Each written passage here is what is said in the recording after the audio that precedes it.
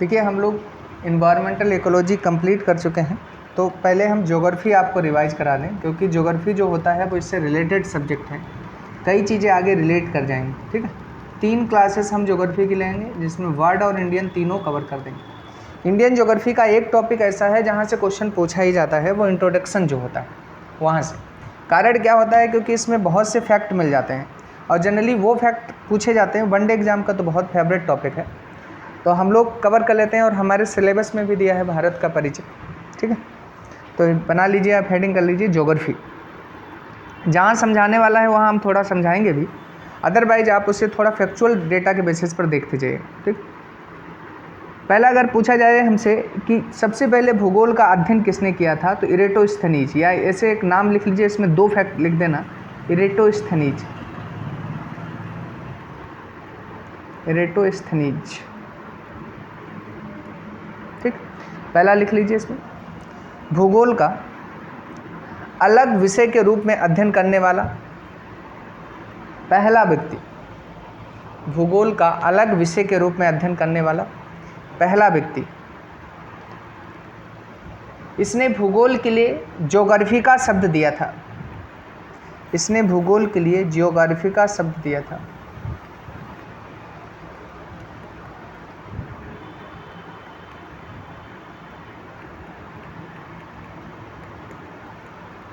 तो ये इरेटोस्थनीज को अक्सर ये लोग पूछ लेते हैं। ठीक, अब दूसरी चीज़ जो हम लोग समझेंगे इसमें, वो इंट्रोडक्शन में लोकेशन से क्वेश्चंस पूछते हैं। तो हेडिंग बना लीजिए, भारत की अवस्थिति। भारत की अवस्थिति।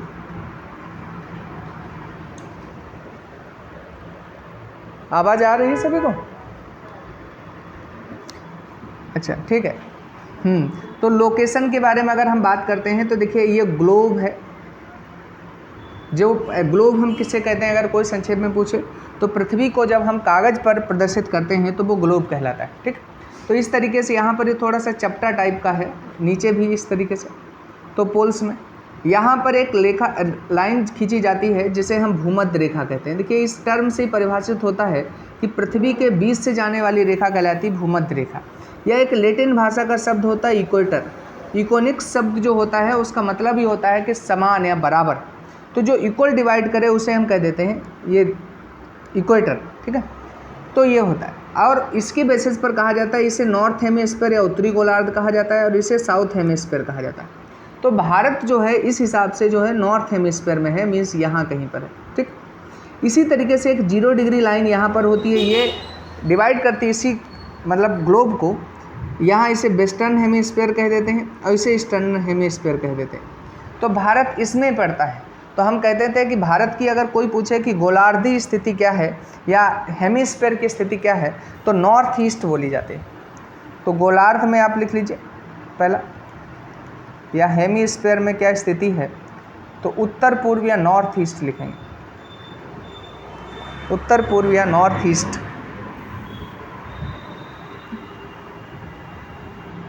दूसरा समझिएगा, इस ग्लोब पर कई कंटिनेंट हैं, उसमें यहाँ पर जो एक कंटिनेंट है उसका नाम है एशिया। तो भारत जो है वो एशिया में, और एशिया में भी कई पार्ट्स मिलते हैं, 4 से 5 क्लासिफिकेशन है इसके अलग अलग आधारों पर। तो उसमें साउथ एशिया का पार्ट है। तो आप लिखिए दूसरा, महाद्वीपीय स्थिति है एशिया, या लिखिए महाद्वीपीय स्थिति में दक्षिण Asia, south Asia. Continental position अगर पूछी जाए तो आप उसे लिख दिए साउथ एशिया। एक टर्म हम कई बार क्वेश्चन में पूछा जाता है इंडियन सब कंटिनेंट, इंडियन सब कॉन्टिनेंट या भारतीय उपमहाद्वीप। तो ये पूछ लेते हैं कि भारतीय उपमहाद्वीप में कौन कौन से देश आते हैं। तो पहली बात, उपमहाद्वीप या सब कंटिनेंट कौन सा होता है, जो पर्वत श्रेणियों से घिरा हुआ क्षेत्र हो उसे हम कह देते हैं। ठीक, उसे उपमहाद्वीपीय क्षेत्र कहा जाता है। तो इसमें भारत आता है अगर हम पहला गए, दूसरा पाकिस्तान आता है, तीसरा नेपाल आता है, फिर भूटान आएगा और फिर बांग्लादेश आएगा। तो 5 कंट्री ऐसे हैं जिन्हें इंडियन सब कंटिनेंट का कंट्री हम कहते हैं। ठीक, हम फैक्चुअल डेटा जी इसमें श्रीलंका नहीं आता, ठीक है। कारण क्या है, क्योंकि श्रीलंका कोई पर्वत श्रेणी से घिरा हुआ क्षेत्र नहीं है, इसलिए।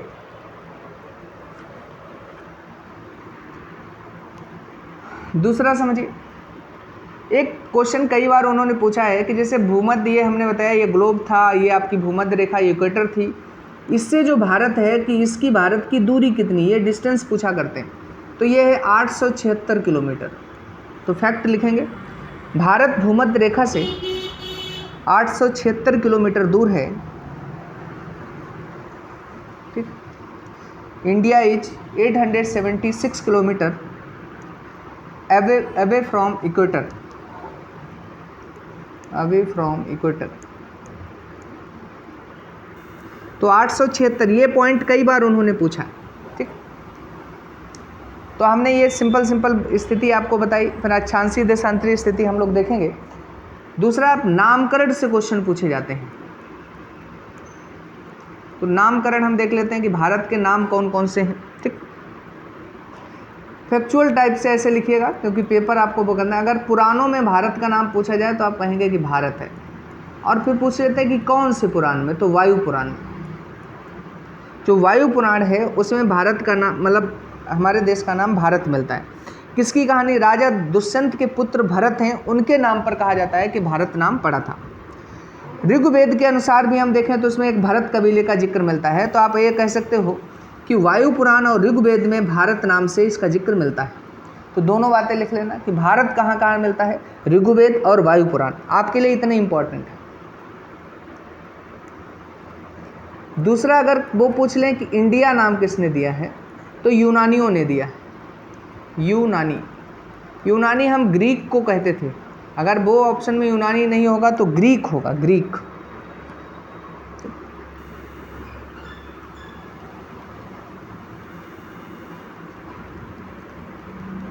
फिर कुछ नाम इस तरीके से हैं, जैसे ब्रह्मवर्त या आर्यावर्त, आपने सुना होगा। ये जो नाम है ये आर्यों के निवास के कारण हम कहते हैं, तो आप लिख लीजिए अन्य नाम। आर्यों के निवास स्थल को आर्यावर्त या ब्रह्मवर्त कहते हैं, आर्यों के निवास स्थल को आर्यावर्त या ब्रह्मवर्त कहते हैं। फिर एक हिंदुस्तान नाम पूछा जाता है, केवल इतना लिख लेंगे कि हिंदुस्तान नाम किसने दिया है, तो ईरानियों ने दिया है। कहानी ये मिलती है हमें कि ईरानियों की, कि वो मतलब हा शब्द नहीं, सा की जगह हा शब्द प्रोनाउंस करते थे, तो सिंधु नदी को हिंदू कहते थे और हिंदू के आसपास रहने वालों को हिंदुस्तानी कहते थे। तो लिख लेना कि हिंदुस्तान जो है वो ईरानियों ने नाम दिया। भारतवर्ष नाम मिला है हमें वैदिक साहित्य में। इसमें कुछ समझाने वाला ज़्यादा नहीं है, सब फैक्चुअल है, क्योंकि आपके पेपर में इससे क्वेश्चंस बनते हैं, इसलिए। सॉरी, भारतवर्ष जो है वो वैदिक साहित्य में, वैदिक लिटरेचर है, वहाँ पर भारतवर्ष नाम मिलता है।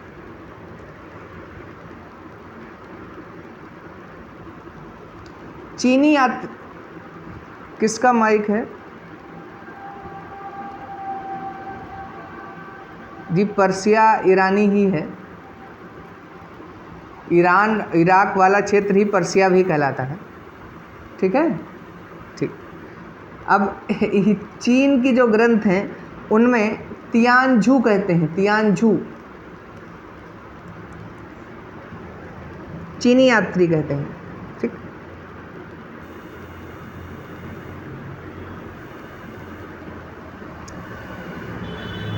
अब जब हम पहले के ग्रंथ पढ़ते हैं तो आपको पता है पूरे एशिया को जम्बूद्वीप कहा जाता था, तो इसलिए जम्बूद्वीप भी इसका नाम है भारत का, ठीक। ये नाम लिख लेना, फैक्चुअल आप में पूछा जा सकता है कि जम्बूद्वीप किसे कहते थे, या वो पूछें जम्बूद्वीप किस कंटिनेंट पर था, तो एशिया पे था, तो हमारे भारत को भी। फिर आप और भी लिख लीजिए, जिसे क्रोंच द्वीप पूछा जाता है। क्रोंच द्वीप किसे कहते हैं, तो नॉर्थ अमेरिका को कहते हैं क्रोंच द्वीप।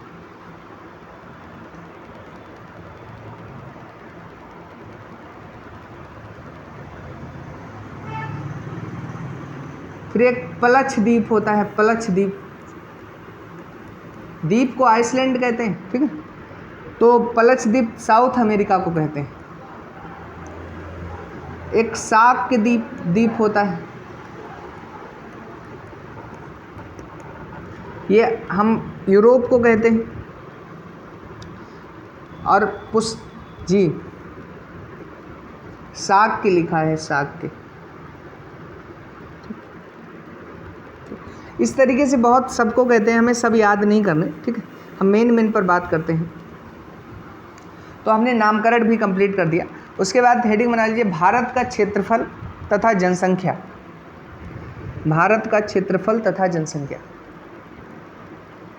एरिया अगर पूछा जाए तो हम इसे कॉन्टैक्ट नंबर की तरीके से याद रखा करिए, 3287263 3287,263 वर्ग किलोमीटर, ये एरिया है।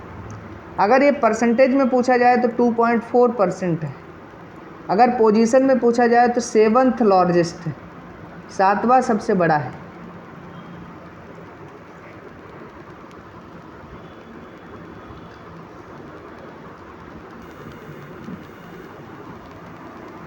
अब पॉपुलेशन की बात कर लेते हैं, क्योंकि जनसंख्या के क्षेत्र के साथ पॉपुलेशन भी, जो हमारे यहाँ पॉपुलेशन है वो 17.5% है दुनिया की पॉपुलेशन, ठीक। ये तो ह्यूमंस की हम बात कर रहे हैं, लेकिन अगर अन्य जीवों की बात की जाए तो 18% है। जो जीव जंतु हैं, जानवर हैं, उनकी दुनिया के 18% जीव जंतु केवल भारत में मिलते हैं। तो इसमें हम टॉप पर हैं, लार्जेस्ट पोजीशन पर हैं, और इसमें हम लोग सेकंड पोजीशन पर हैं, क्योंकि टॉप पर चीन है।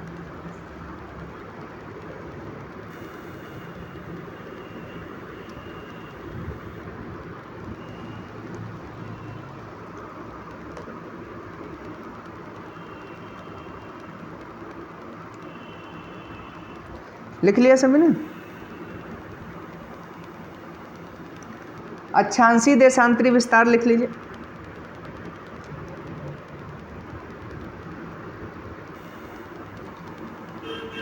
उसमें सबसे पहले ये ग्लोब पर दिखाया जाता है, तो ये पूछा जा सकता है कि ग्लोब किसने दिया सबसे पहले। तो ग्लोब देने वाले व्यक्ति का नाम बेहम है, बेहम।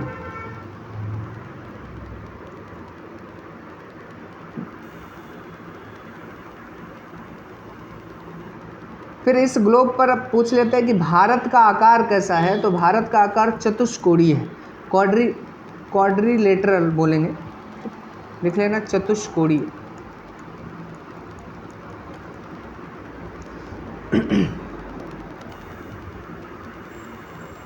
और आपको पता होगा कि हॉरिजेंटल लाइन को हम लैटिट्यूड कहते हैं, और इस तरह की वर्टिकल जो होती हैं उन्हें लॉन्गिट्यूड कहते हैं। देशांतर मतलब ये लाइन अक्षांश कहलाती हैं और ये देशांतर कहलाती हैं, ये तो सबको पता है। तो इनका अक्षांशीय देशांतरी विस्तार पूछते हैं, तो आप इसे लिख लेना कि अक्षांशीय लैटिट्यूड जो एक्सटेंट होता है वो कितना होता है। अक्षांशीय विस्तार की अगर हम बात करते हैं तो 8 डिग्री 4 मिनट से 37 डिग्री 6 मिनट तक होता है। और देशांतरी 68 डिग्री 7 मिनट ईस्ट से, ये नॉर्थ इनके साथ लिख लेना, 97 डिग्री 25 मिनट।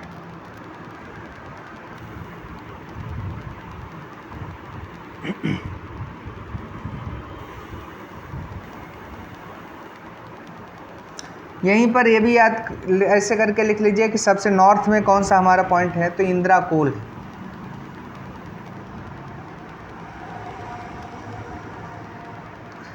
साउथ में पूछा जाए तो ये कन्याकुमारी है।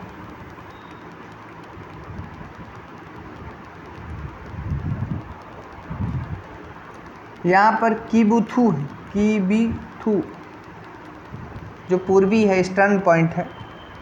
और यहाँ गुहार माता या गोरे माता कहते हैं, गुहार। गोरे माता भी मिलता है, गुहार मोती भी मिलता है, मिलता जुलता नाम याद रखना। ये गुजरात में है, अरुणाचल प्रदेश में है, ये जम्मू में है, और ये किस में, तमिलनाडु में लास्ट।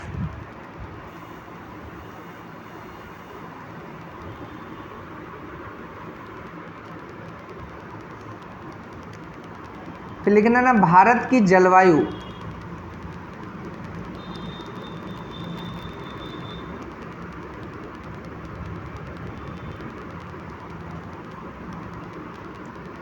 उष्णकटिबंधीय मानसूनी जलवायु है। उष्णकटिबंधीय मानसूनी जलवायु। इसे हम कहते हैं tropical monsoon climate. Tropical monsoon climate.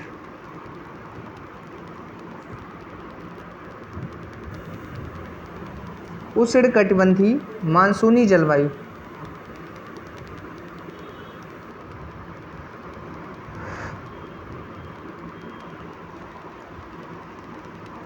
फिर एक भारत के 8 राज्य जो हैं वो कर्क रेखा से होकर गुजरते हैं। इसके लिए हम लोग ट्रिक पढ़ते हैं। मित्र, पर, गमछा, झार। मी से मिजोरम, त्रा से त्रिपुरा, पा से पश्चिम बंगाल, रा से राजस्थान, फिर गुजरात, फिर मध्य प्रदेश, फिर छत्तीसगढ़, फिर झारखंड। 8 राज्य हैं, तो उनके नाम लिख लीजिए। ट्रिक पहले लिख देना, मित्र, पर, गमछा, झार।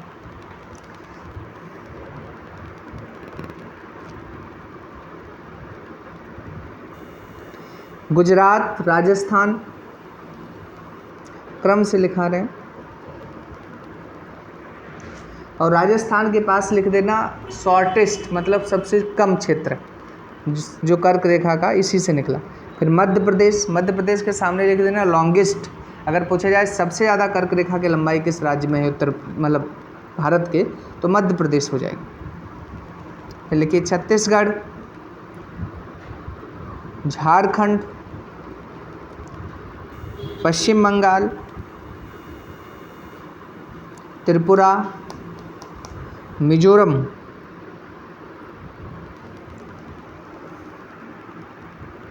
कुछ ऐसे शहर हैं जो कर्क रेखा पर हैं, उनके लिए एक ट्रिक लिख लेंगे। गुरबा, जी से लिख लेना गांधीनगर,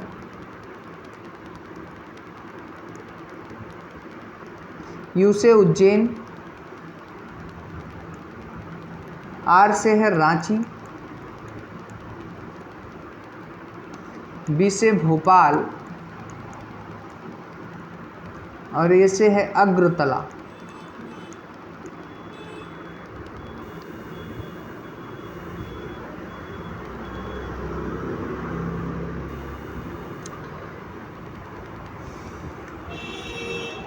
फिर लिखिए भारत की मानक समय रेखा, स्टैंडर्ड टाइमलाइन। भारत की मानक समय रेखा,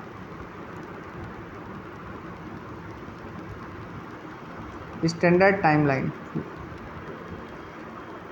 पहले तो यही लिख देना 82.5 डिग्री पूर्वी देशांतर पर है,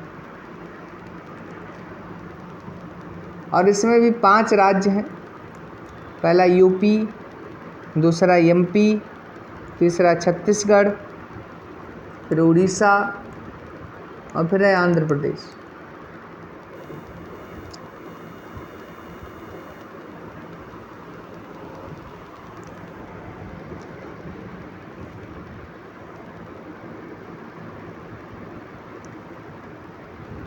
बल्कि भारतीय राज्य व संघ शासित प्रदेश, हेडिंग बना लीजिए, भारतीय राज्य व संघ शासित प्रदेश, Indian states and union territories. भारतीय राज्य व संघ शासित प्रदेश।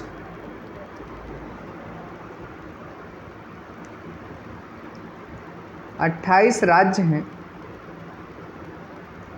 और 8 केंद्र शासित प्रदेश या यूटीज। कुछ की डेट लाइन लिखते जाना। 31 अक्टूबर 2019 को जम्मू एवं कश्मीर और लद्दाख बने।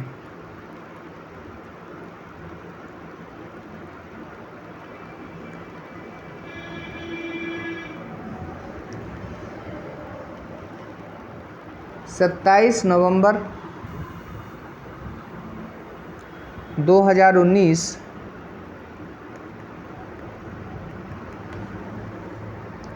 को दादर नगर हवेली और दमन दीप का विलय कर दिया गया या मर्जर कर दिया गया, का विलय कर दिया गया या मर्जर कर दिया गया। फिर कुछ पॉइंट लिखते जाइए। लिखिए सबसे बड़ा राज्य जो क्षेत्रफल के अनुसार है, सबसे बड़े राज्य क्षेत्रफल के अनुसार राजस्थान टॉप पर है, फिर एमपी है, फिर महाराष्ट्र है। 3 ये आपको याद करने पड़ेंगे। चौथा भी याद कर लेना, यूपी की एग्जाम है तो यूपी चौथे पर आता है। राजस्थान, महाराष्ट्र, उत्तर प्रदेश। सबसे छोटे राज्य लिख लीजिए, गोवा, सिक्किम, त्रिपुरा,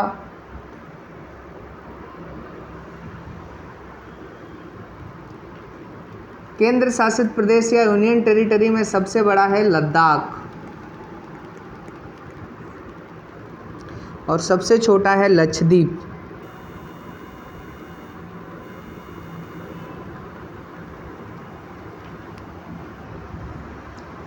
फिर लिख लेना, केंद्र शासित प्रदेशों में सबसे बड़ा जनसंख्या के अनुसार है दिल्ली, और सबसे छोटा है लक्षद्वीप।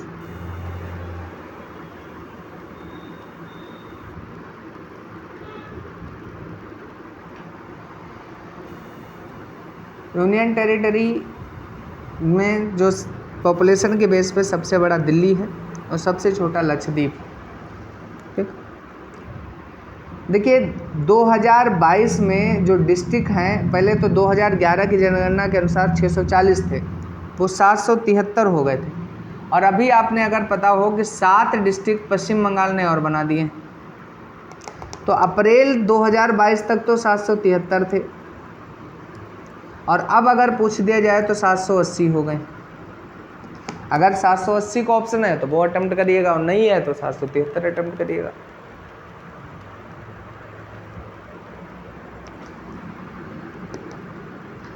लिख लिया? 2011 की जनगणना के अनुसार डिस्ट्रिक्ट जरूर लिख लेना। 640 जिले हैं पूरे भारत में। देखिए सबसे बड़ा जिला कच्छ है, कच्छ गुजरात का। दूसरे नंबर पर लेह। सबसे छोटा जिला है माहे,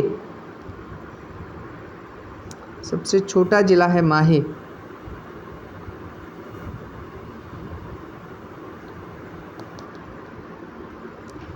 जनसंख्या में सबसे बड़ा जिला थाने है, या थाने भी बोलते हैं, महाराष्ट्र का। पुदुचेरी में है।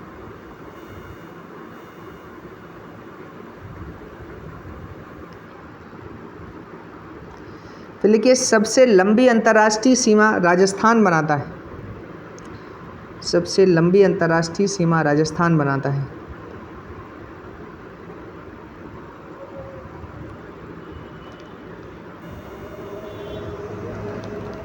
फिर लिखिए उत्तर प्रदेश सर्वाधिक 8 राज्यों के साथ सीमा बनाता है। उत्तर प्रदेश सर्वाधिक 8 राज्यों के साथ सीमा बनाता है।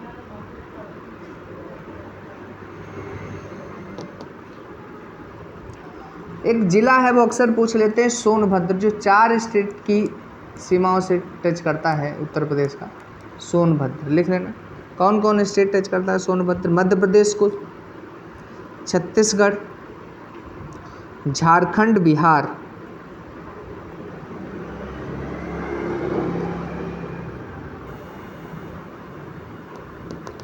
फिर लिखिए मध्य प्रदेश, छत्तीसगढ़, झारखंड, बिहार सोनभद्र को स्पर्श करते हैं। सबसे अधिक जनसंख्या लिख लेना उत्तर प्रदेश में, सबसे कम सिक्किम में, सबसे कम सिक्किम में।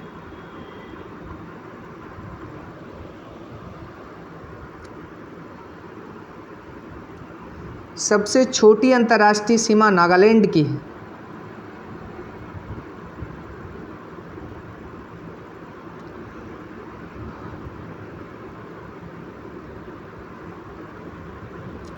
और लार्जेस्ट कोस्टल लाइन या समुद्री सीमा जो है वो सबसे, जैसे लिखिए सबसे बड़ी तटरेखा या कोस्टल लाइन वाला राज्य गुजरात है।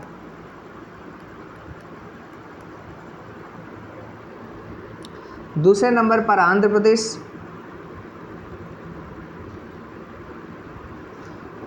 सबसे छोटी अंतर्राष्ट्रीय सीमा नागालैंड की है।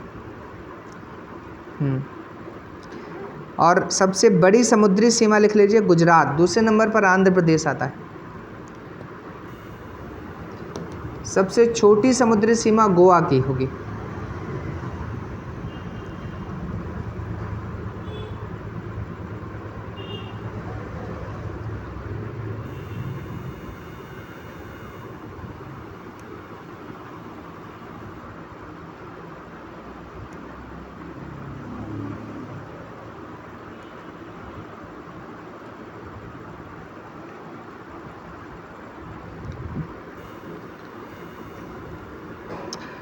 हेडिंग बना लीजिए, भारत की सीमाएं तथा पड़ोसी देश। भारत की सीमाएं तथा पड़ोसी देश।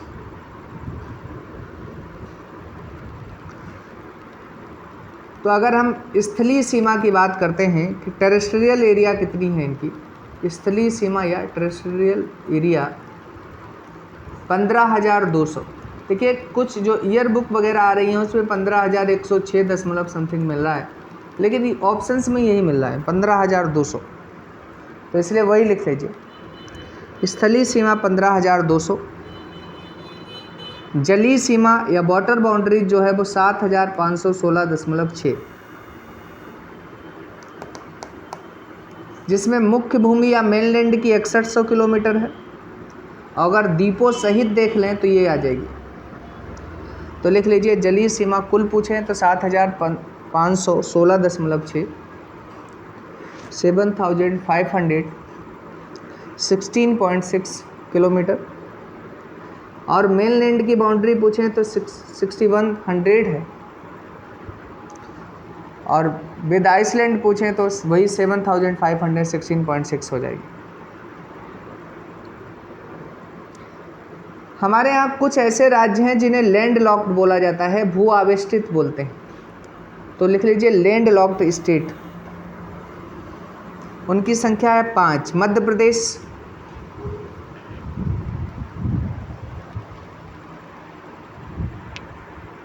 छत्तीसगढ़, झारखंड, तेलंगाना और हरियाणा।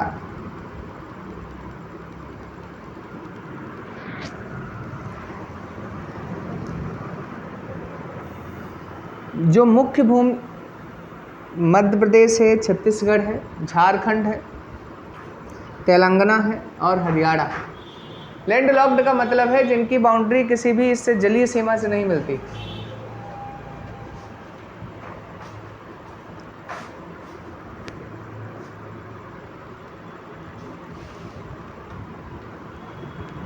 उसी को कहते हैं। अब जैसे जो हमारी बॉर्डर बाउंड्री ये है जो मुख्य, ये इस पर कौन कौन से स्टेट हैं ये पूछ लेते हैं। एक तो इस पर 9 स्टेट टोटल हैं, उनके नाम लिख लीजिए। गुजरात, महाराष्ट्र,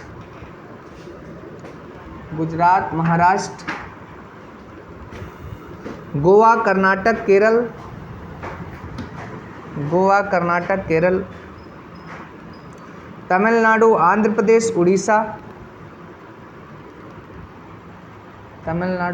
प्रदेश, उड़ीसा, पश्चिम बंगाल।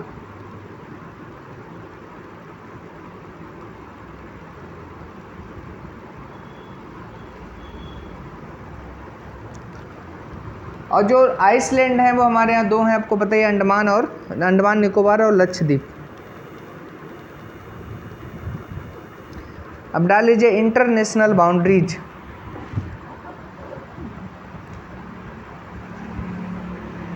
कई तरीके की होती हैं। ज्योग्राफिकल बाउंड्रीज किन्हें कहते हैं आप समझ लीजिए, जो प्राकृतिक रूप से बनी होती हैं, जैसे किसी पर्वत से बनी हो, माउंटेन श्रेणी से, उन्हें हम कहते हैं। तो भौगोलिक सीमा हेडिंग बनाइए पहले, भौगोलिक सीमा।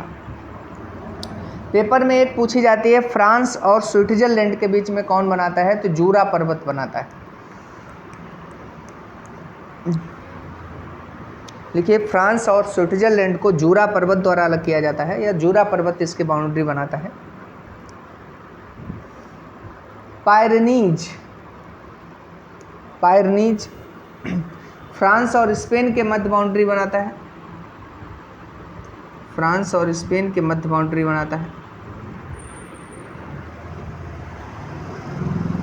ऐसे अराकानियोमा ये इंडिया और म्यांमार, भारत और म्यांमार के बीच, ये 3 बाउंड्री बहुत फेमस है, बहुत पेपर में पूछी जाती हैं, जो ज्योग्राफिकल बाउंड्री है। फिर कुछ ऐसी सीमाएं हैं जिन्हें अक्षांशीय सीमा कहा जाता है, तो 2 पूछी जाती है, वो हम लिखा रहे हैं आपको। एक 49 डिग्री पूछी जाती है, एक 38 डिग्री पूछी जाती है, 38 डिग्री। तो 49 सभी को पता है, यूएसए और कनाडा के बीच में, यूएसए और कनाडा। 38 डिग्री जो है वो नॉर्थ कोरिया और साउथ कोरिया के बीच में है, नॉर्थ कोरिया और साउथ कोरिया के बीच में।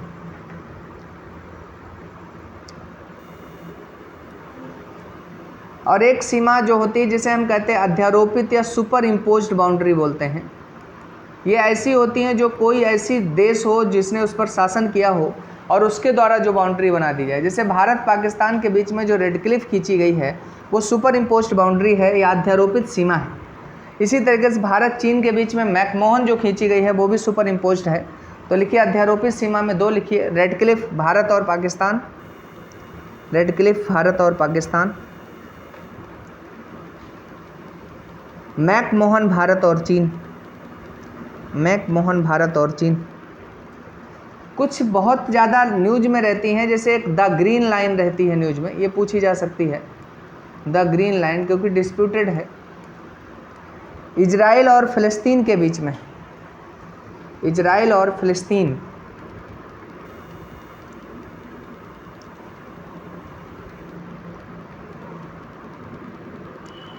एक द बर्लिन वॉल पूछी जाती है, द बर्लिन वॉल, ये इजराइल और फ़िलिस्तीन के बीच में है। बर्लिन वॉल जो होते हैं, जर्मनी में 2 विचारधारा के लोग होते हैं, एक कम्युनिस्ट को मानते हैं, कैपिटलिस्ट को मानते हैं। तो कम्युनिस्ट ईस्ट और कैपिटलिस्ट वेस्ट वाले, जो जैसे पश्चिम साइड में रहते हैं वो कैपिटलिस्ट को मानते हैं और ईस्ट साइड में जो रहते हैं वो कम्युनिस्ट को मानते हैं। तो उसी के बीच में जो बाउंड्री बनी है उसी को हम कह देते हैं the Berlin wall.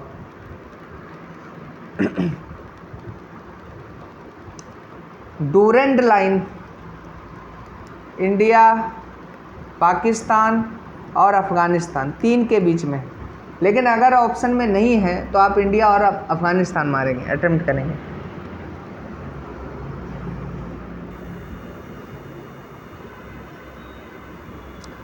Durand line, Durand line.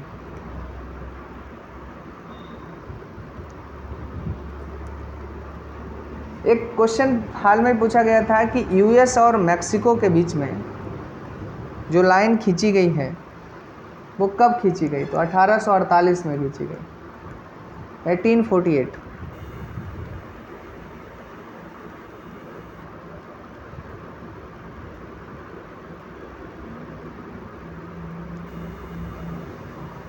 Mexico के बीच में बॉर्डर लाइन 1848 में एक दीवार टाइप की बनाई गई है।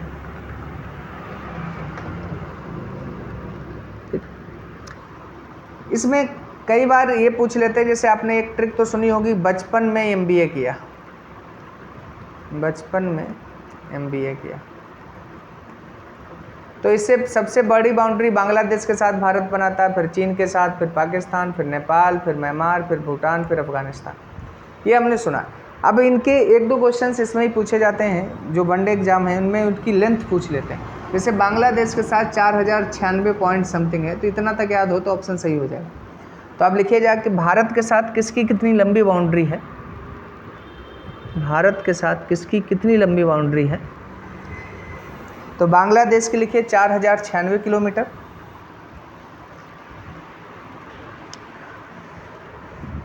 चीन के साथ है 3488,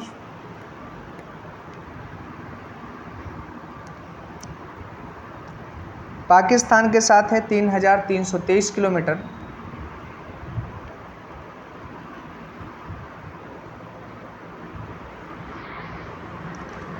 नेपाल के साथ है 1751 किलोमीटर,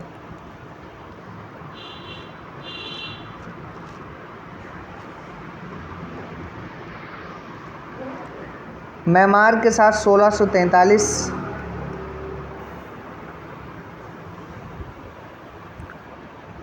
और भूटान के साथ है 699 किलोमीटर। सबसे कम अफगानिस्तान के साथ है 106 किलोमीटर। अब जैसे जो दूसरे देश के साथ सीमा हमारी राज्य टच करते हैं उसे हम अंतर्राष्ट्रीय सीमा कहते हैं। तो पूछेगा कितने राज्य अंतर्राष्ट्रीय सीमा बनाते हैं, तो 16। और कितने यूनियन टेरिटरी बनाते हैं, तो 2।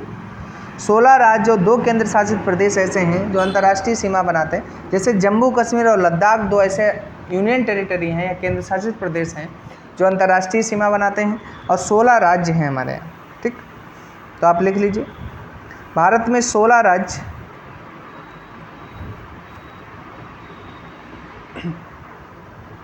और 2 केंद्र शासित प्रदेश अंतर्राष्ट्रीय सीमा बनाते हैं।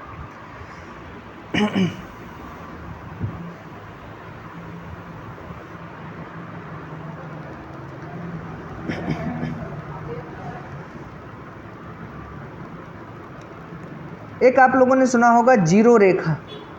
तो त्रिपुरा और बांग्लादेश के बीच में जो रेखा है उसे हम जीरो रेखा कहते हैं। देख लीजिए, त्रिपुरा और बांग्लादेश के बीच में जो रेखा है उसे जीरो रेखा कहा जाता है। लद्दाख में एक है LAC, line of actual control. तो चीन और भारत के बीच में लद्दाख में खींची गई रेखा को LAC कहा जाता है, लाइन ऑफ एक्चुअल कंट्रोल। और जो अरुणाचल प्रदेश में मिलती है वो मैकमोहन मिलती है, 1914 में बनाई गई थी, जो पीछे मैंने डिस्कस कर दी। इसी तरीके से एक LOC होती है, लाइन ऑफ कंट्रोल, जो भारत और पाकिस्तान के बीच में मिलती है।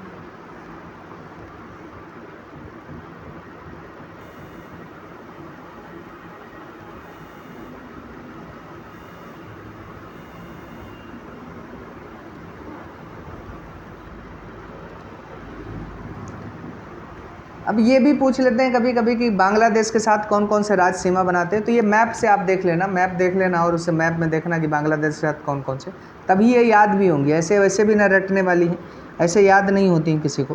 ठीक, तो कुछ फैक्ट हम आपको दिखाते हैं। जैसे एक सुंदरवन डेल्टा से क्वेश्चन पूछे जाते हैं, तो हेडिंग बना लीजिए सुंदरवन डेल्टा।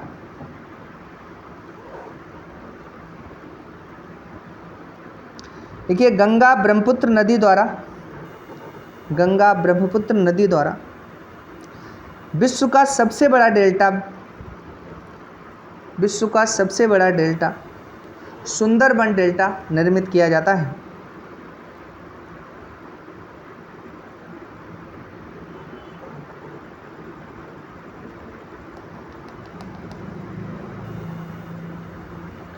और गंगा ब्रह्मपुत्र जब मिलती हैं तो वो मेघना नदी बन जाती है, वो रिवर सिस्टम में आपने पढ़ा होगा। ठीक, एक पूछा जाता है कई बार तिपाई मुख बांध,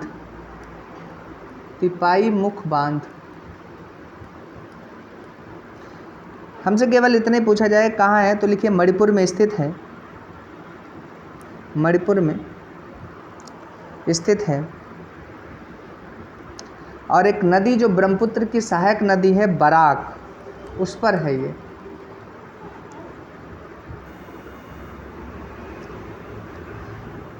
तिस्ता नदी बहुत ज़्यादा डिस्प्यूटेड रहती है, इसलिए पूछते हैं। लिखिए तिस्ता रिवर या तिस्ता नदी, इसका उद्गम सिक्किम से होता है। मुहाना या माउथ जो है वो ब्रह्मपुत्र में बनाती है। 1983 में भारत और बांग्लादेश के बीच में तिस्ता नदी को लेकर समझौता हुआ, यही सबसे मोस्ट इम्पॉर्टेंट पॉइंट है। तो लिख लिए 1983 में भारत और बांग्लादेश के मध्य तिस्ता नदी को लेकर समझौता हुआ। समझौते में 3 बातें निकल कर आई थी कि भारत जो है वो तिस्ता नदी का 39% पानी केवल यूज करेगा, बांग्लादेश जो है वो 36% यूज करेगा, और 25% पानी जो है वो नदी में स्वतंत्र रूप से बहता रहने दिया जाएगा। उसे कोई बांध बना के रोकेगा नहीं, कोई उसका यूटिलाइजेशन नहीं करेगा। आपके काम का नहीं है कि एग्रीमेंट और क्या क्या हुआ।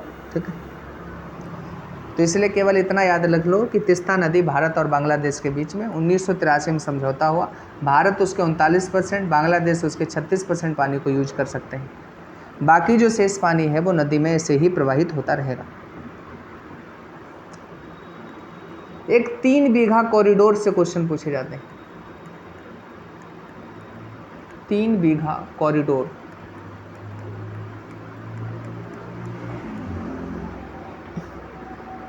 ये पश्चिम बंगाल में है, पहले इसकी स्थिति लिख लेना।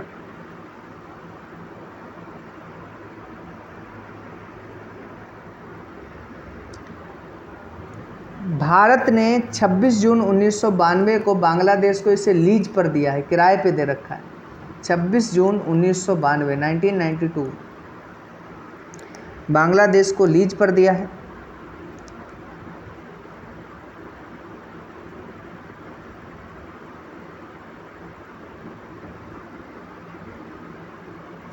तीन बीघा कॉरिडोर जो है वो पश्चिम बंगाल में स्थित है। दूसरा, भारत ने इसे बांग्लादेश को लीज पर या किराए पर दे रखा है। कब दिया था? तो 26 जून 1992 को।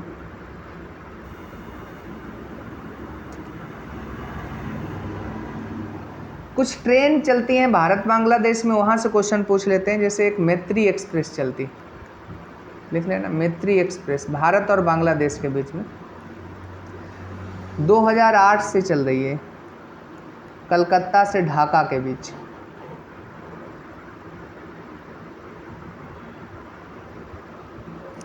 एक बंधन एक्सप्रेस 2018 में शुरू की गई थी। इसे सर्च कर लेना कि कहाँ से कहाँ तक है। कलकत्ता से बांग्लादेश का कोई शहर है, वो पता नहीं कौन सा शहर है, ठीक। बंधन एक्सप्रेस कलकत्ता टू, आगे सर्च करके लिख लेना, 2018 में शुरू की गई। एक अभी मिताली एक्सप्रेस शुरू की गई है 2022 में, मिताली एक्सप्रेस हल्दीबारी से ये चिल्हाटी के बीच चलती है, हल्दीबारी से चिल्हाटी।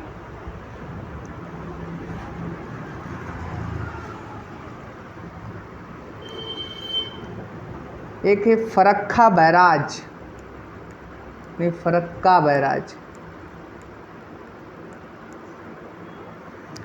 पश्चिम बंगाल में ये भी स्थित है।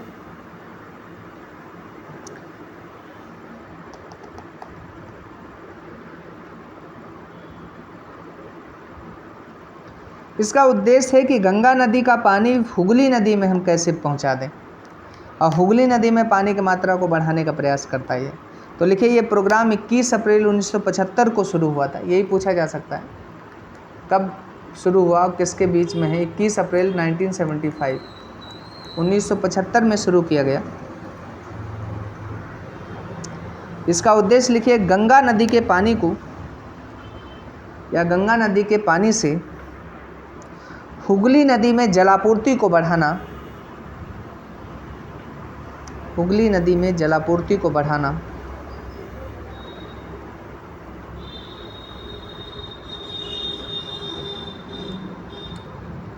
और एक आपने सुना होगा 100th अमेंडमेंट हुआ था भारत और बांग्लादेश की सीमा विवाद को सुलझाने के लिए। तो लिख लेना, 2015 में 100वें संविधान संशोधन द्वारा भारत और बांग्लादेश के मध्य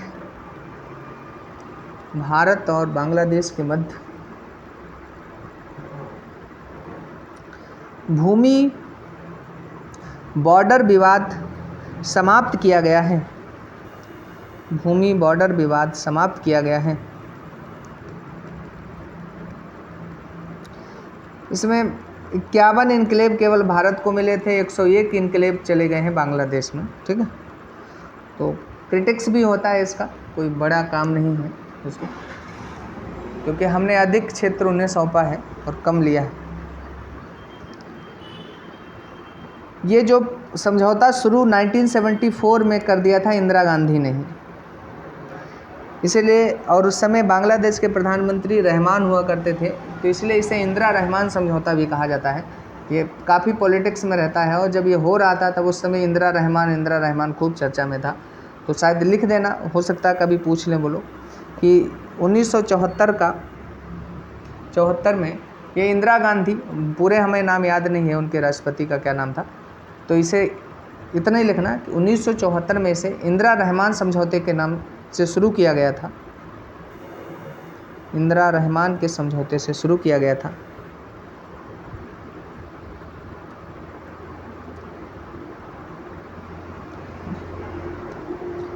बाकी आप लोग जानते हैं कि बांग्लादेश को लेकर बहुत से इशूज चलते रहते हैं हमारे यहाँ, क्योंकि 1971 में उनकी एक सेना हुआ करती थी जिसका नाम था मुक्ति वाहिनी, ठीक, और वो चाहती थी स्वतंत्रता, ठीक, क्योंकि कट्टरपंथी जो थे उनके हाथों में, जैसे वहाँ पर भी दो समुदाय मिलते हैं इस्लाम में, एक समुदाय कट्टरपंथी है और एक को माना जाता है कि थोड़ा उदारपंथी है। तो कट्टरपंथी के हाथ में सत्ता पहुँचती है, तो और मुक्ति वाहिनी जो सेना है वो उस कट्टरपंथी सेना के खिलाफ लड़ेगी। तो उसी वजह से स्वतंत्रता अभियान वहाँ चलता है, भारत इसमें मदद करता है और 1971 में बांग्लादेश बनता है। लेकिन एक प्रॉब्लम हमारे यहाँ जो आज भी बना है कि बांग्लादेशियों को हम भगाएंगे और वो करके, 1961 से 1980 के बीच डेटा के रूप में ये कहा जाता है लगभग 10 लाख शरणार्थी आया है भारत में, और वो 10 लाख शरणार्थी कहाँ है कैसे है उसका कुछ पता नहीं। लेकिन असम में बहुत विरोध होता है। तो एक फैक्ट पूछा गया जाता है पेपर में कि जो असम में समझौता हुआ था, असम समझौते के नाम से पूछा जाता कि भारत सरकार और असम सरकार के बीच में जो समझौता हुआ है वो कब हुआ, तो वो 1985 में हुआ, 15 अगस्त को, ठीक। तो आप लिख लीजिए, भारत और असम राज्य के बीच 15 अगस्त 1985 को समझौता हुआ। देखिए नागरिकता वगैरह में इसके अलग अलग सीन हैं, अलग अलग डेट हैं, वो हमें पॉलिटी के बेसिस पे नहीं जाना, ठीक। और एक एनआरसी का इशू देखते ही होंगे, चर्चा में रहता है, तो मुझे लगता है ये पॉइंट पूछा जा सकता है, तो ये याद रखें। भारत के साथ चीन के बारे में कुछ बातें हम लिखाते हैं, उन्हें आप लिख लीजिए। भारत चीन सीमा हेडिंग बना लो। ये इतनी बातें बताई दी। मैकमोहन रेखा क्या होती है? 3,488 किलोमीटर लंबी है सीमा, ये भी बता दी। और एक केंद्र शासित प्रदेश लद्दाख से भी चीन सीमा बनाता है। तो ये चीज़ें हम लोगों ने देख ली। LAC के बारे में भी डिस्कस किया है मैंने उसमें। कुछ फैक्ट लिखिए। भारत चीन युद्ध कब हुआ? तो 1962 में लिख लीजिए। भारत चीन युद्ध 1962 में हुआ, जिसमें चीन ने भारत के अक्साई चीन वाले हिस्से पर अवैध कब्जा कर लिया है। जिसमें चीन ने भारत के अक्साई चीन वाले हिस्से पर अवैध कब्जा कर लिया है।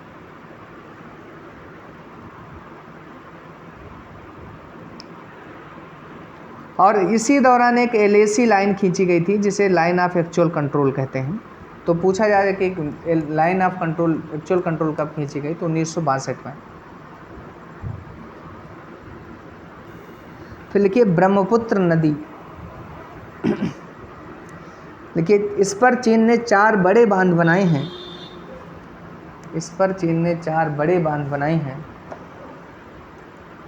इनके नाम लिख लीजिएगा। पहला नाम है जियाचा,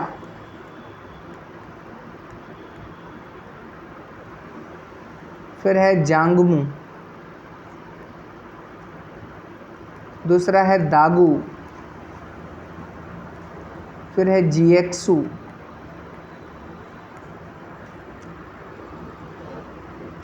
इससे क्या होगा, वो भारत पर इस प्रभाव बनाना चाह रहा है कि जल भराव का खतरा, एकदम से बांधों में पानी रोके और एकदम छोड़ दे तो भारत में बाढ़ आ जाएगी। जल अगर कम आएगा तो भारत में बिजली जो उत्पादन के प्रोग्राम चल रहे हैं नॉर्थ ईस्ट में, उनमें समस्या आ जाएगी। तो इस तरीके से कंट्रोल करने की कोशिशें कर रहा।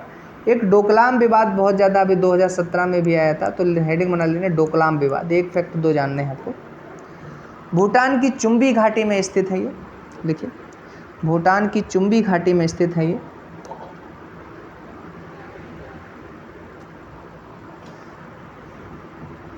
हाँ ये जगह। देखिए ये भारत तिब्बत और भूटान के, त्रिकोणीय जंक्शन पर स्थित है। ये भारत तिब्बत और भूटान के त्रिकोणीय मतलब होता है ट्रैंगुलर जंक्शन पर स्थित है। अब एक्चुअली क्या होता है, जैसे ऐसे भारत गया है, ये ऐसे पश्चिम बंगाल अगर हम मान लेंगे और इस तरीके से हमारा नॉर्थ ईस्ट में है, तो यहाँ पर ये बिल्कुल इसके करीब है। अगर चीन का एक्सेस यहाँ तक पहुँच जाएगा तो वो कभी भी इसे नॉक कर सकता है और हमारे ये नॉर्थ ईस्ट वाले एरिया में हमारी पहुँच जो होगी वो बंद हो जाएगी। तो इसलिए भारत के लिए ये क्षेत्र बहुत इम्पोर्टेंट है।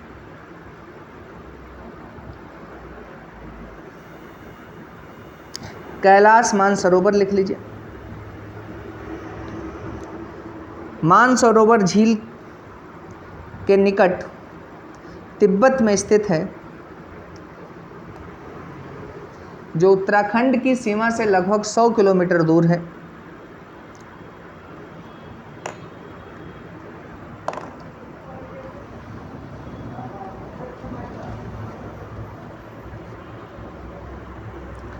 और पता ही होगा भगवान शिव का निवास माना जाता है यहाँ पर हिंदू परंपरा में, ठीक है। और ये कहा जाता है कि पृथ्वी का केंद्र तथा स्वर्ग की अभिव्यक्ति है ये क्षेत्र, तो इस वजह से इसकी बड़ी मान्यता है, ठीक। तो कुछ दर्रे लिख लीजिए जो मानसरोवर यात्रा के मार्ग में आते हैं। सिक्किम से अगर होके जाओगे तो नाथुला दर्रा पड़ेगा, सिक्किम से होते हुए नाथुला दर्रा। उत्तराखंड से जाओगे तो लिपू लेक दर्रा मिलेगा आपको। ये सबसे छोटा रास्ता होता है तो लोग उत्तराखंड होके जाते हैं अक्सर। जा आप काठमांडू मार्ग से भी सकते हो, नेपाल होते हुए भी। एक लिखिए गलवान घाटी।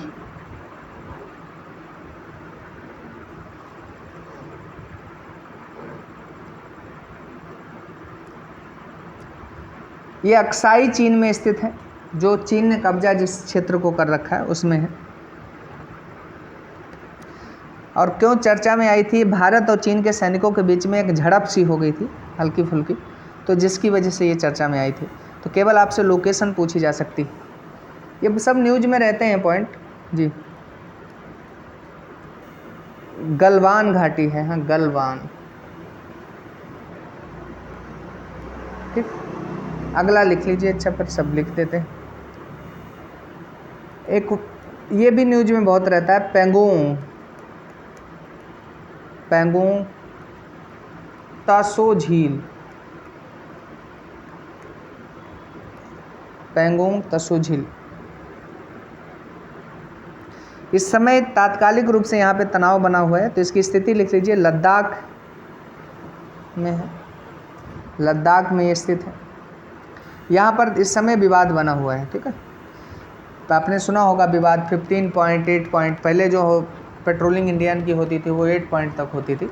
अब चीन का दबाव है जिसके चक्कर में हम लोग 15 पॉइंट या 16 पॉइंट तक ही पेट्रोलिंग कर पाते हैं।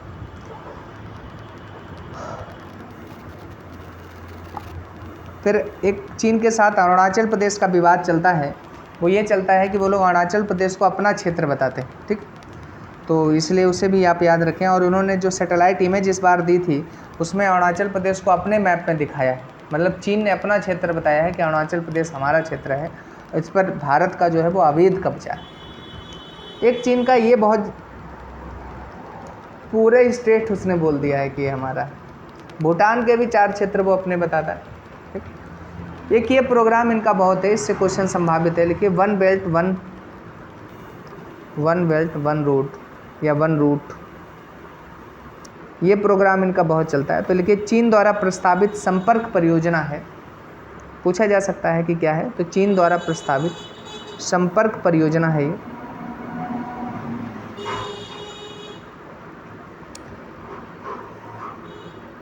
इंडिया इसमें पार्टिसिपेट नहीं करता है और ना इंडिया इससे सहमत है, तो लिख लेना भारत इसका भागीदार नहीं है, भारत इसका भागीदार नहीं है।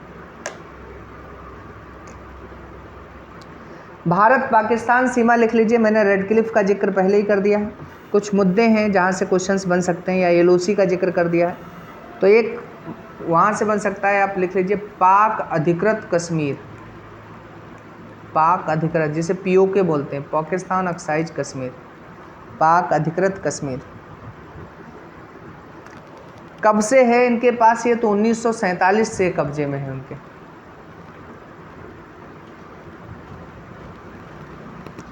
इसकी राजधानी उन लोगों ने मुजफ्फराबाद बना रखी है।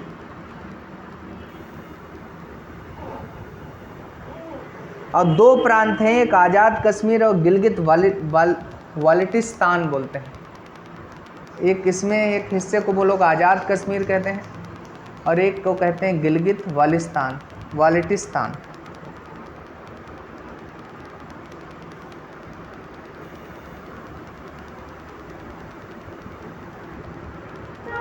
देखिए भारत की संसद ने 1994 में इस बात की घोषणा की कि पीओके भारत का अभिन्न हिस्सा है, भारत की जो सबसे ऊंची चोटी है केटू, वो भी यहीं स्थित है। लिख लेना, भारत की सबसे ऊंची चोटी केटू यहीं स्थित है।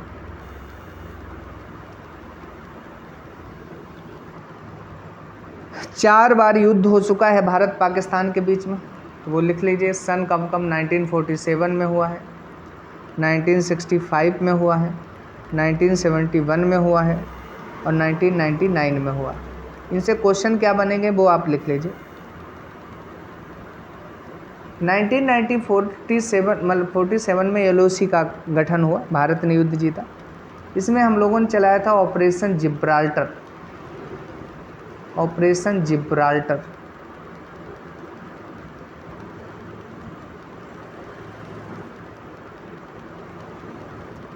इसमें मुक्ति वाहिनी सेना या मुक्ति वाहिनी अभियान चलाया गया, क्योंकि बांग्लादेश को मुक्त कराना था। और 99 में हमने ऑपरेशन विजय चलाया था, ऑपरेशन विजय। ऑपरेशन मेघदूत भी कारगिल के ही दौरान चला है, लेकिन कारगिल नहीं, सॉरी, उससे पहले वो 1984 और के करीब चला है।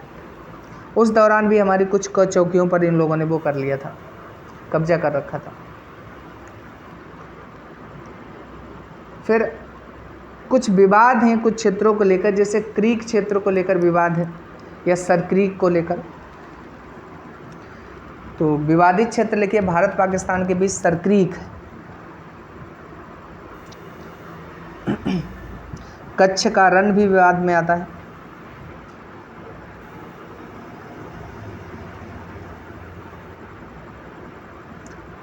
और इसका कुछ क्षेत्र उसने कब्जा भी कर रखा है कच्छ का, ये मानते हैं हम लोग।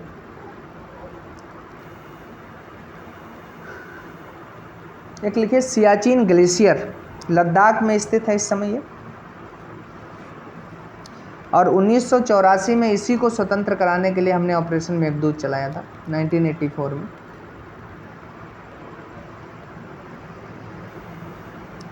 ये दुनिया का सबसे ऊंचा युद्ध स्थल है, ये दुनिया का सबसे ऊंचा युद्ध स्थल है।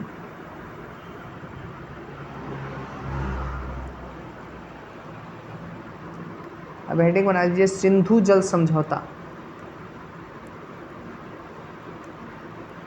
सिंधु जल समझौता, अक्सर क्वेश्चन तो यही पूछा जाता है कि कब हुआ था, तो लिख लेना। कुछ फैक्ट हैं जो हम बता दें। 1960 में हुआ था,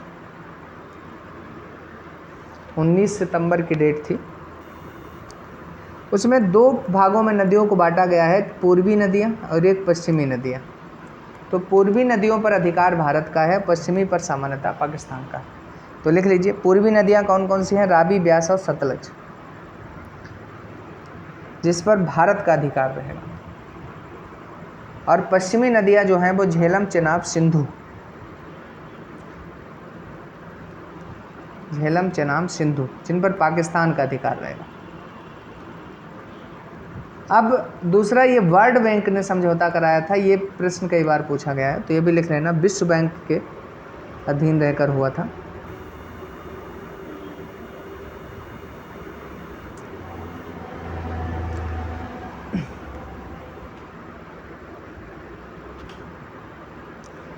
फिर कुछ ऐसे लिख लीजिए, 2 जनवरी 2016 को एक पठानकोट हमला होता है, पठानकोट हमला। 18 सितंबर 2016 को उरी हमला होता है, 18 सितंबर 2016 को। और 19 सितंबर 2016 को भारत इसके लिए सर्जिकल स्ट्राइक करता है। ये तो 2016 का सीन था।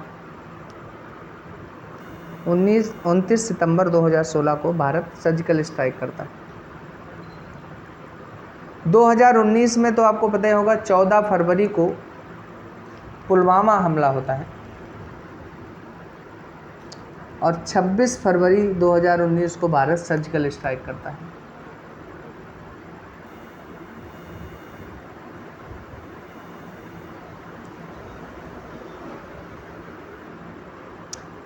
कुछ नदियों पर परियोजनाएं पूछी जाती हैं, उनके बारे में लिख लेना।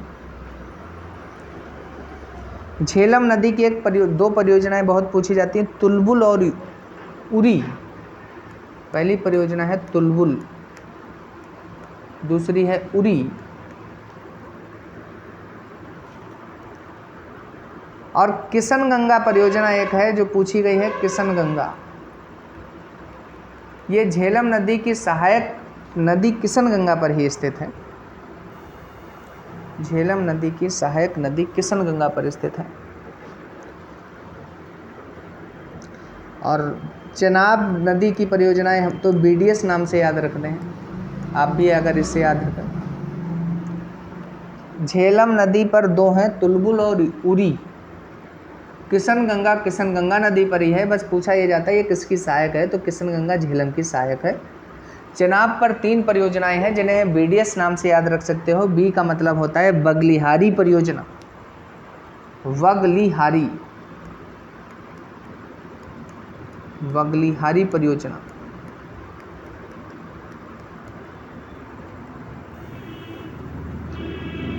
डी का मतलब दुलहस्ती परियोजना होता है, दुलहस्ती। और यस का मतलब होता है सलाला या सलल परियोजना, कुछ भी लिख कर आता है।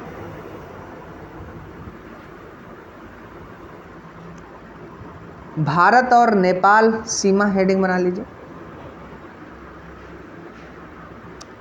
पूछा जाए किस प्रकार की सीमा है, तो ओपन बाउंड्री है, खुली सीमा है। हमें इसके लिए वीजा ईजा लेने की आवश्यकता नहीं होती। जैसे हम उत्तर प्रदेश से कहाँ जा सकते हैं, मध्य प्रदेश, बिहार, वैसे ही हम जा सकते हैं नेपाल। लेकिन कुछ क्षेत्र ऐसे हैं जो भारत और नेपाल के बीच विवादित हैं। एक तो काला पानी लिख लेना, भारत और नेपाल के बीच विवादित क्षेत्र काला पानी। दूसरा है लिम्पिया धुरा, और तीसरा है लिपू लेक।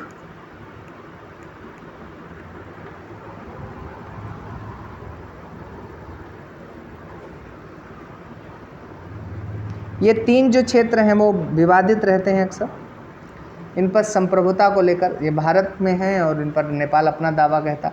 और अभी तो भारत ने थोड़े दिन पहले एक सुस्ता क्षेत्र है, इसे तो ज़रूर लिख लेना, बिहार का, जो बिहार राज्य का अहम हिस्सा है, उस पर अपना दावा, अपना एक नया मानचित्र जारी किया और सुस्ता क्षेत्र को अपने में दिखा दिया। ठीक। अच्छा, हाल में ये घटनाएं ज़्यादा हो रही हैं, जिसे देखो वो अपना हिस्सा बता देता। उधर चीन बताता है, इधर नेपाल बताता है, उधर पाकिस्तान बताता रहता है कि ये हमारा, ये हमारा, ये हमारा।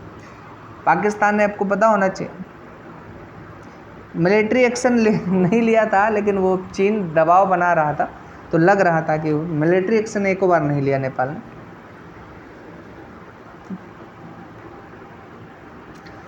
नेपाल एक छोटा सा देश है, वो क्या मिलिट्री एक्शन लेगा।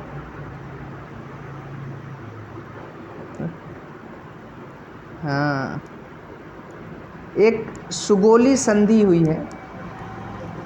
क्यों ये काला पानी और ये सब मतलब कहते हैं हमारा है, 1816 में हुई थी ये, और उसी के तहत ये क्षेत्र अंग्रेज़ों ने भारत के हिस्से बना दिए थे।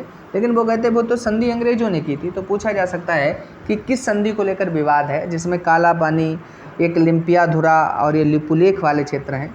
तो संधि का नाम लिख देना, सुगोली संधि, 1816 में हुई थी।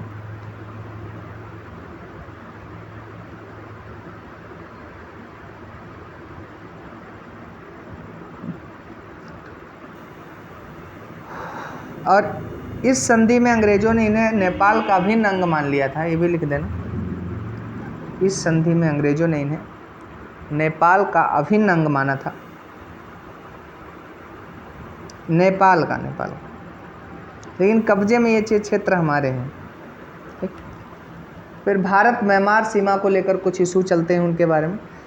एक मैंने अराकान योमा लिखा ही दिया होगा कि ये प्राकृतिक सीमा रहती है उनके बीच में। ठीक।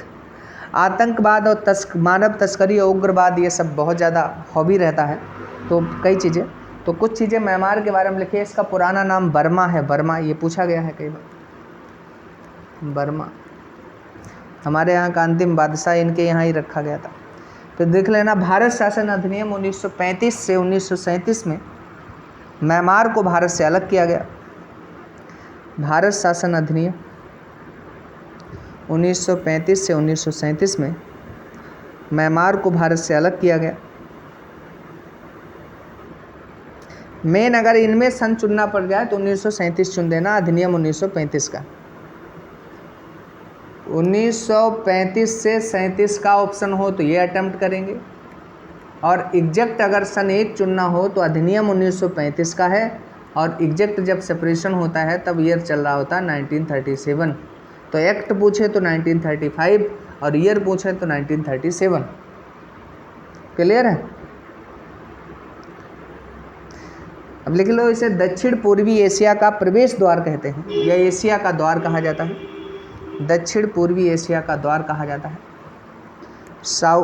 ऐसे gate to south east Asia, या gate of south east Asia. जो बहुत ज़्यादा नक्सल, मतलब वहाँ पर मानव तस्करी, आतंकवाद ये सब चल रहा था, तो उसके लिए 2015 और 2019 में ऑपरेशन चलाया गया, जिसका नाम था ऑपरेशन सनराइज। ये पूछा भी जा चुका है पेपर में कि ऑपरेशन सनराइज हमने किस में चलाया। तो जो भारत बांग्लादेश म्यांमार की सीमा पर यहाँ पर जो आतंकवादी हैं, इन्हें समाप्त करने के लिए हमने चलाया था ऑपरेशन सनराइज। तो लिख लीजिए, ऑपरेशन सनराइज 2 बार हुआ है, 2015 और 2019 में। भारत और म्यांमार की सेनाओं ने म्यांमार में उपस्थित आतंकवादी संगठनों को समाप्त किया या नेस्तनाबूद कर दिया, ऐसा शब्द यूज किया जाता है। डिस्ट्रॉय कहते हैं इसे।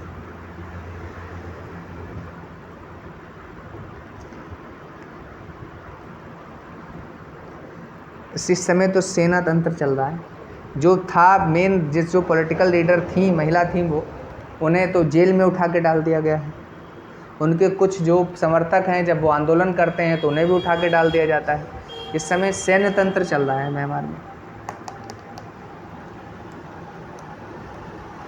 बांग्लादेश वाला ही हाल है वहाँ का। बस बांग्लादेश में ये जो इस समय के लीडर हैं वो थोड़ा प्रभावी हैं, क्योंकि इनके पिता जो हैं वो स्वतंत्रता सेनानी का वो हैं। तो ये चीज़ें, कलादान प्रोजेक्ट लिख लीजिए। कलादान प्रोजेक्ट इन्हीं के बीच में चलता है। हमने कोलकाता को सितवे पोर्ट से जोड़ा है इसमें। कलादान प्रोजेक्ट में कोलकाता और सितवे पोर्ट को जोड़ा गया है। कोलकाता बंदरगाह और उधर म्यांमार में सितवे बंदरगाह, सितवे।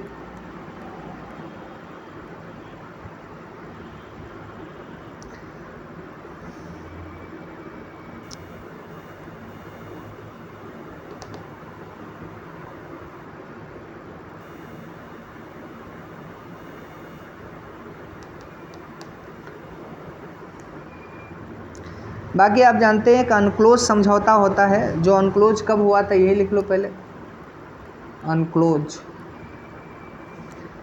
इसका फुल फॉर्म चाहिए लिख देना, United Nations convention, United Nations convention the law of the sea, the law of the sea 1982 में हुआ है।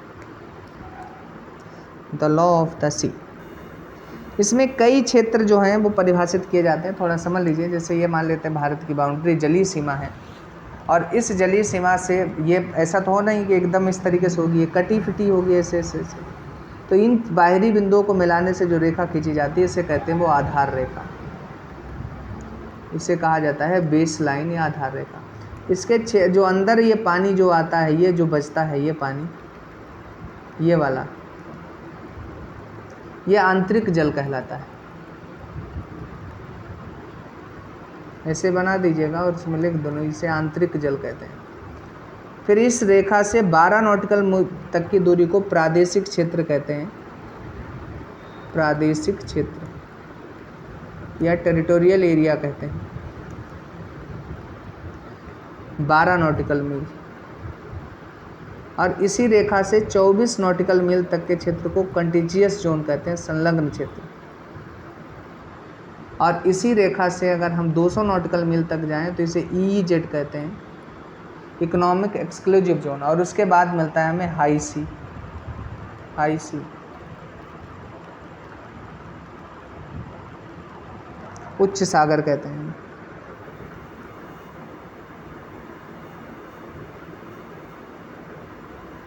उच्च सागर।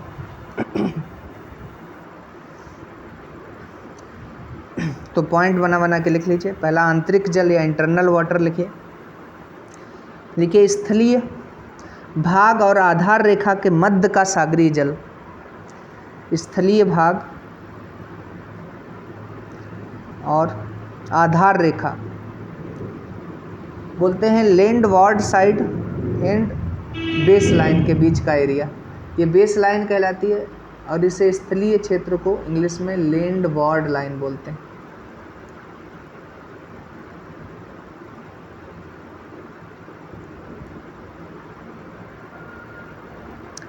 इसमें दूसरा पॉइंट लिखिए, संपूर्ण संप्रभुता होती है, फुल सॉवरेनिटी होती है या फुल सॉवरेन राइट्स होते हैं इसमें। मतलब कोई जो जिस देश का ये क्षेत्र होता है उसका पूर्णतः इस पर अधिकार होता है, कोई इस पर दूसरा अधिकार नहीं प्रस्तुत कर सकता। फिर लिखिए आधार रेखा, टेढ़े मेढ़े तट को मिलाने वाली सीधी काल्पनिक रेखा आधार रेखा कहलाती है।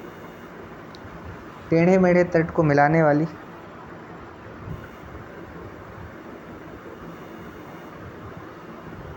सीधी काल्पनिक रेखा आधार रेखा कहलाती है। फिर लिखिए प्रादेशिक क्षेत्र, टेरिटोरियल सी, टेरिटोरियल सी। देखिए आधार रेखा से 12 नॉटिकल मील की दूरी। और दूसरा लिख देना इसमें संपूर्ण संप्रभुत्व क्षेत्र है, ये भी फुल सोवरेन राइट्स वाला है। इसका मतलब समझ रहे हो, यहाँ वो देश कुछ भी करे कोई रोकथाम नहीं होगी। फिर कंटिजियस जोन लिख लीजिए, संलग्न क्षेत्र कहते हैं कंटिजियस जोन। देखिए आधार रेखा से 24 नॉटिकल मील।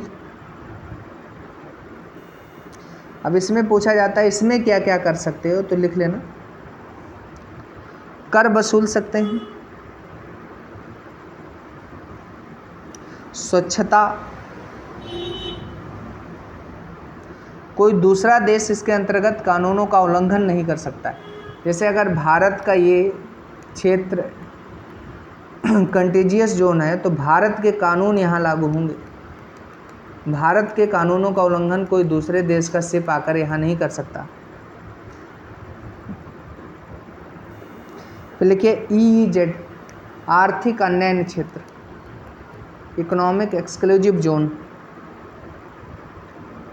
आधार रेखा से 200 नॉटिकल मील तक का क्षेत्र होता है। आधार रेखा से 200 नॉटिकल मील तक का क्षेत्र होता है।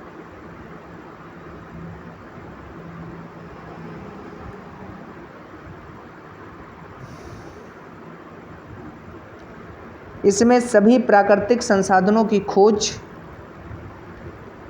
उनका दोहन करना, दोहन का मतलब होता है कि निकालना, उन्हें एक्सप्लोर करना कह सकते हो। सभी प्राकृतिक संसाधनों की खोज और दोहन करने का अधिकार होता है। फिर उच्च सागर लिखिए, आर्थिक अन्य क्षेत्र के बाद या EEZ के बाद के क्षेत्र को उच्च सागर कहा जाता है। इसमें सभी देशों के समान अधिकार होते हैं। इसमें सभी देशों के समान अधिकार होते हैं।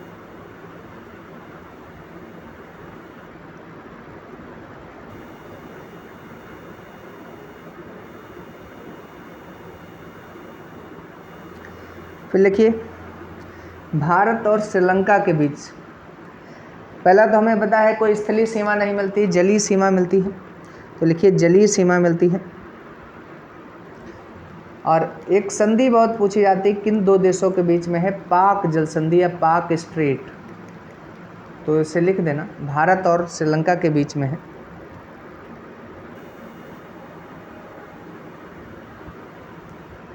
भारत व श्रीलंका को अलग करती है, भारत व श्रीलंका को अलग करती है। बंगाल की खाड़ी और पाक की खाड़ी को जोड़ती है, बे ऑफ बंगाल और पाक वे को जोड़ती है, बंगाल की खाड़ी और पाक की खाड़ी को जोड़ती है। एक राम सेतु या आदम ब्रिज बहुत चर्चा में रहता है, राम सेतु, वो भी इन्हीं के बीच में है, आदम ब्रिज। पूछा जा सकता है किसके बीच में है, तो लिख देना भारत व श्रीलंका के बीच में है।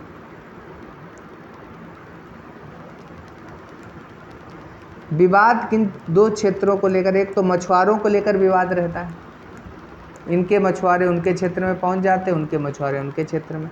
दूसरा एक द्वीप को लेकर विवाद है, जो क्वेश्चन में पूछा जा चुका है, कच्चा तीबू द्वीप।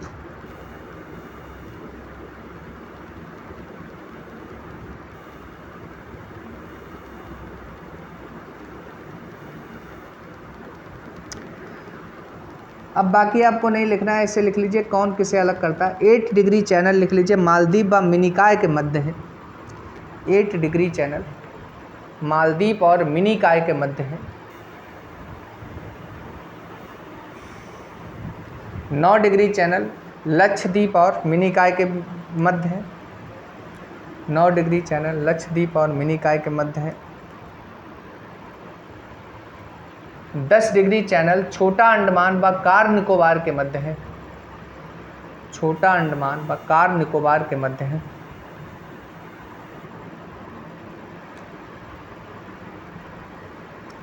ग्रेट चैनल सुमात्रा व निकोबार के मध्य है, ग्रेट चैनल सुमात्रा व निकोबार के मध्य है। फिर पाक स्ट्रेट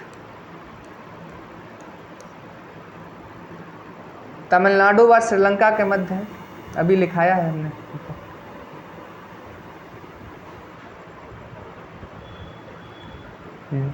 मन्नार की खाड़ी भी लिख लेना, तमिलनाडु और श्रीलंका के मध्य है। फिर एक होता है डंकन पास या दक्कन पास भी कहते हैं, डंकन पास दक्षिणी अंडमान व लघु अंडमान के मध्य है, दक्षिणी अंडमान व लघु अंडमान के मध्य है। फिर कोको स्ट्रेट, कोको द्वीप जिस पर म्यांमार का अधिकार है, बंगाल की खाड़ी में पड़ता है और उत्तरी अंडमान के मध्य है। कोको द्वीप और उत्तरी अंडमान के मध्य है।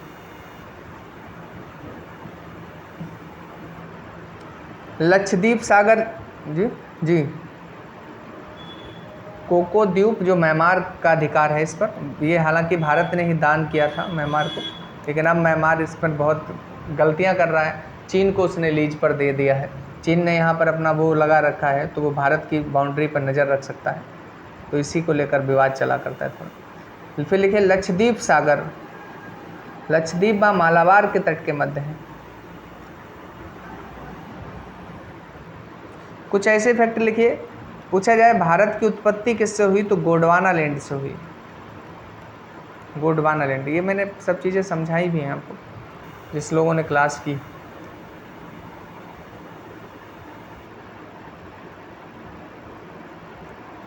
लिख लिया। एक फैक्ट लिखिए कुछ जो पूछे, पाकिस्तान किस रेखा के सहारे, पाकिस्तान किस रेखा के सहारे भारत के साथ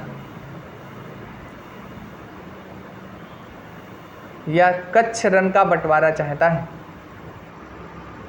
कच्छ रन का बंटवारा चाहता है 24 डिग्री अक्षांश रेखा के साथ।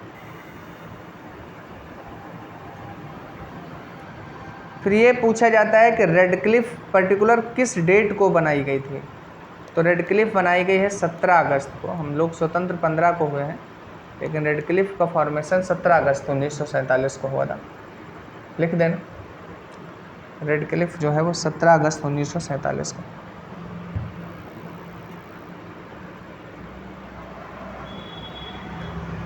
फिर एक क्वेश्चन पूछा जाता है कि भारत में समुद्र तल कहाँ से मापा जाता है। तो लिखिए, समुद्र तल मेजर हम लोग चेन्नई से करते हैं। चेन्नई तमिलनाडु में पड़ता है।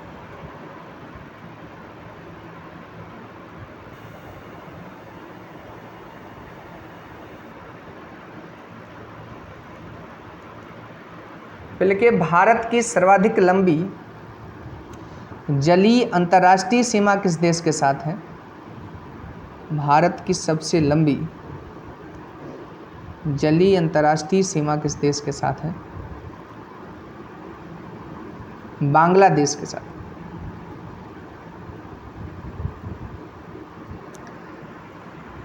फिर पूछ लेते हैं कि भारत और म्यांमार के बीच में कौन कौन सीमा बनाता है। तो लिख लेना, एक मिसमी, पटकोई, नागा और अरकानियोमा।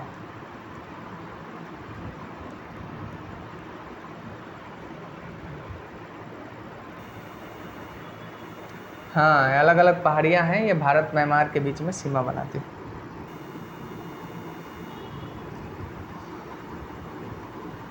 लिखिए, भारत का हृदय स्थल किसे माना जाता है। भारत का हृदय स्थल किसे माना जाता है। तो गंगा के मैदान को मानते हैं।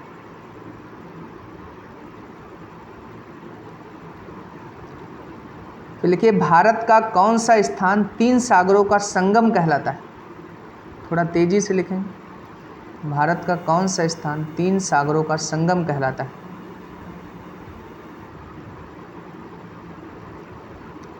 कन्याकुमारी। 3 सागरों का संगम कहते हैं कन्याकुमारी। फिर एक फैक्ट लिखिए, किस भूगोलवेता ने यह कहा था। किस भूगोलवेता ने यह कहा था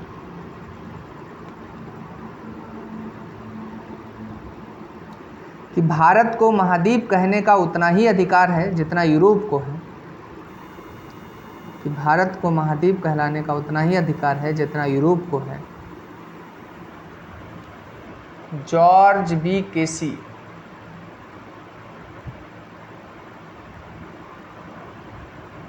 जॉर्ज बी क्रेसी।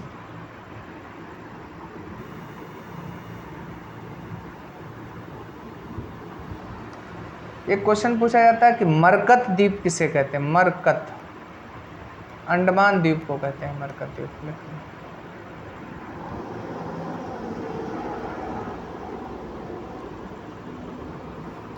अगला फैक्ट लिखे, हिंद महासागर का प्राचीन नाम रत्नाकर है। हिंद महासागर का प्राचीन नाम रत्नाकर है।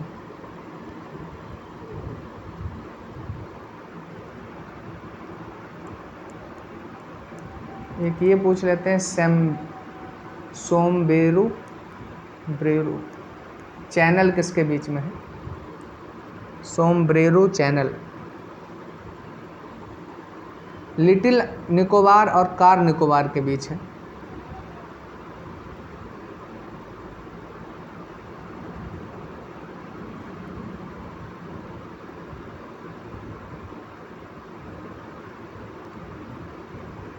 सबसे ठंडा स्थान लिख लेना, ट्रांस पड़ता है लद्दाख में।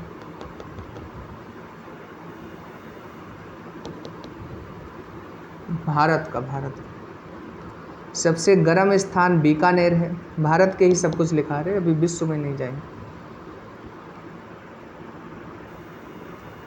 कैपिटल तो भारत की पता, बीकानेर। सबसे गर्म है ट्रांस लद्दाख में पड़ता है। ट्रांस। एक लिख लेना, जाफना। ये श्रीलंका का वो क्षेत्र है जहाँ सबसे ज़्यादा तमिल लोग रहते हैं। लिख लेना, श्रीलंका का वे क्षेत्र है जहाँ सबसे ज़्यादा तमिल लोग रहते हैं। बीकानेर था।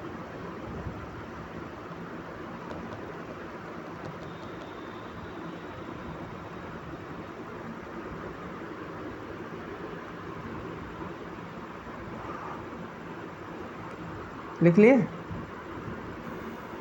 देखिए, पृथ्वी की चुंबकीय विषुवत रेखा दक्षिण भारत में त्रिवेंद्रम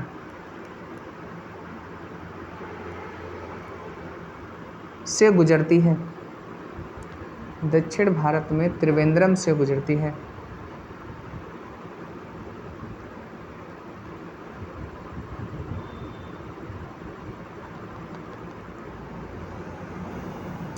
एक पूछा जाता है संकोश नदी किसके बीच में है? असम और अरुणाचल प्रदेश के बीच में।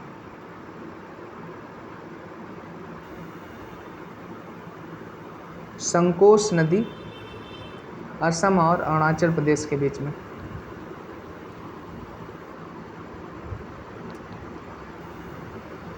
लेकिन हिंद महासागर को 7 समुद्रों की कुंजी कहा जाता है। हिंद महासागर को 7 समुद्रों की कुंजी कहा जाता है।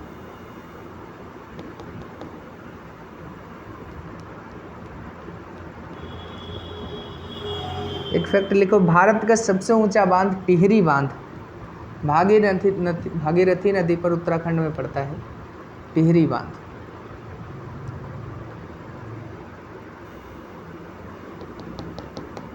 सबसे लंबा बांध हीराकुंड बांध महानदी पर है, उड़ीसा में। हीराकुंड बांध महानदी पर, उड़ीसा में। भागीरथी नदी पर है।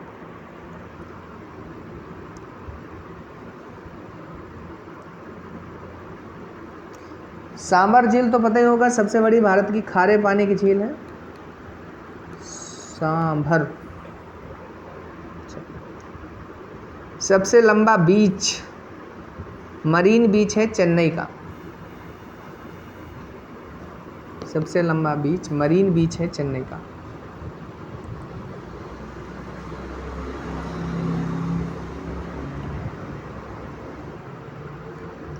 कुछ अंतरराष्ट्रीय रेखाएं हैं जो पेपर में पूछी जाती हैं अक्सर, उन्हें लिख लेना। पहला एक लिखे ना, हिंडनबर्ग। हिंडनबर्ग जर्मनी और पोलैंड के बीच में है।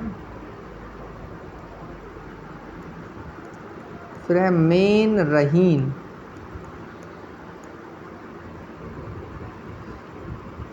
रूस और फिनलैंड के बीच में है।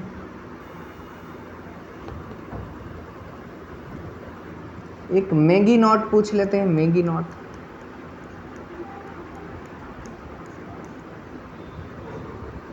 फ्रांस और जर्मनी के बीच में है।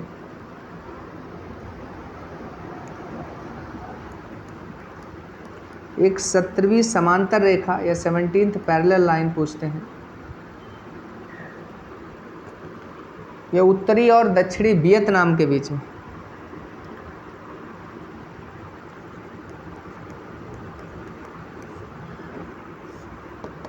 तो लिखना ना, 24वीं समांतर रेखा भारत पाकिस्तान के बीच में, कच्छ के बंटवारे वाली। ऐसे एक 31वीं लिख लेना, 31वीं समांतर रेखा ईरान इराक के बीच में। 3849 तो लिखाई थी मैंने, एग्जाम्पल दिया था बाउंड्री समझाते समय। तो लिख लेना ओडर नीसे। ओडर नीसे रेखा जर्मनी और पोलैंड के बीच में है। फिर है सीगफ्राइड। सीगफ्राइड रेखा, ये भी फ्रांस और जर्मनी के बीच में है। और एक ब्लू लाइन बहुत चर्चा में रहती है, न्यूज में अक्सर रहती है विवादित होने की वजह से, लेबनान और इजराइल के मध्य में। ब्लू लाइन, ब्लू, लेबनान और इजराइल के बीच है। मैंने बड़ा डिटेल में कवर कर दिया है भारत के पड़ोसी देश और इंडियन ज्योग्राफी में जो चैप्टर दिया है, 2 कंबाइंड रूप में। ठीक है, 2 यूनिट आपकी कवर हो गई। तो आज हम लोग इतना ही रखना है। इतना अगर याद करेंगे तो 1-2 क्वेश्चन यहाँ से ज़रूर आता है, कोई भी पेपर हो। हालांकि सिविल सर्विसेज के पेपर तक में यहाँ से क्वेश्चन उठाते हैं।